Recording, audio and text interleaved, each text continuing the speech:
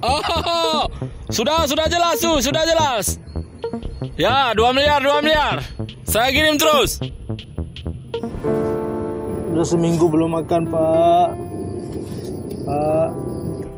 Kok masih ada pengemis di sini? Waduh, banyak kali pengemis nih. Udah seminggu, Pak, belum makan, Pak. Pak, sedekah, Pak. Saya seminggu belum makan, Pak. Sedekah, Pak. Saya lapar, Pak. Alhamdulillah, Pak. Terima kasih, Pak. Terima kasih, alhamdulillah. Alhamdulillah. Baik kali Bapak itu. Semoga mudahkan rezekinya ya Allah.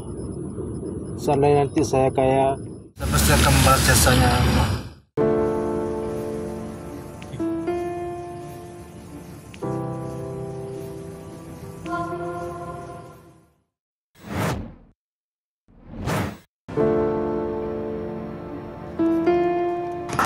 Assalamualaikum.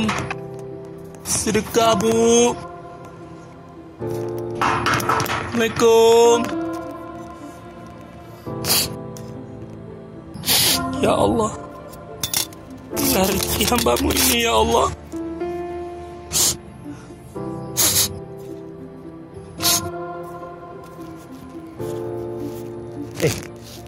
Jangan juga ya, kalau ada pengemis. Masih ada pengemis sekarang ya?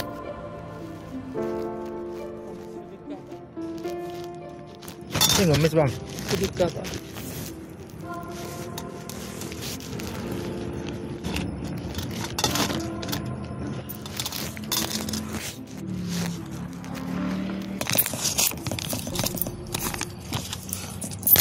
Hah?